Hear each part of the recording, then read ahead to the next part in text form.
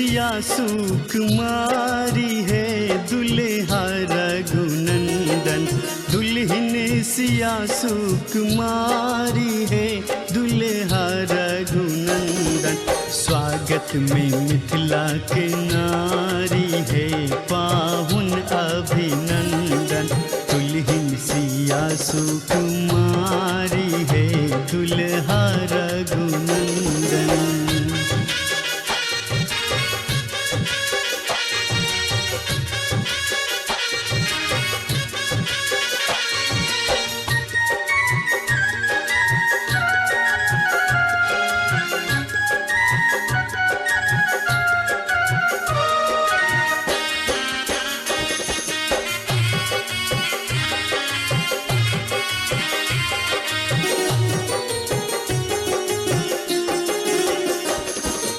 गिरिजा के वर सांवर भेला रघुवर।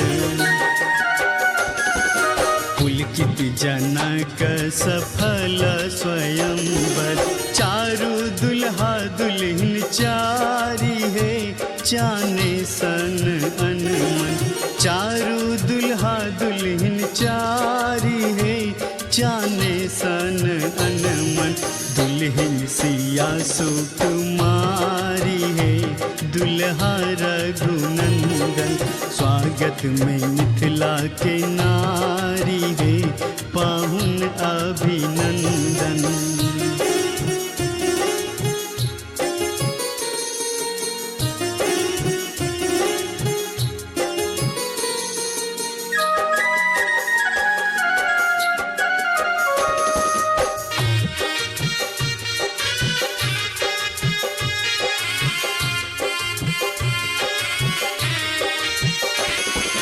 जुगल छवि अतिशय मन भावन।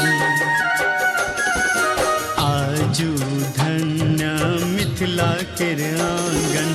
चौमुख दियारी बारी है करबन सब बंदन। चौमुख दियारी बारी है करबन सब बंदन। दुल्हन सिया सुकुमारी है दुल्हा रघुनंदन। स्वागत में मिथिला के नारी है पाहुन अभिनंदन।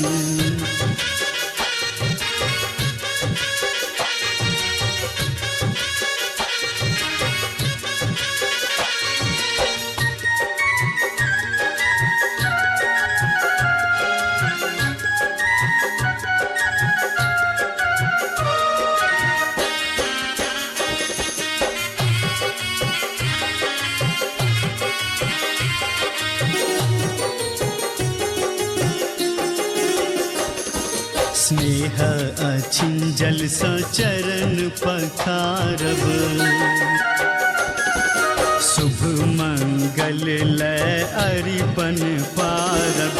वेदक मंत्र उचारी है बानब नव बंधन। वेदक मंत्र उचारी है बानब नव बंधन। दुल्हन सिया सुकुमारी है दुल्हा रघुनंदन।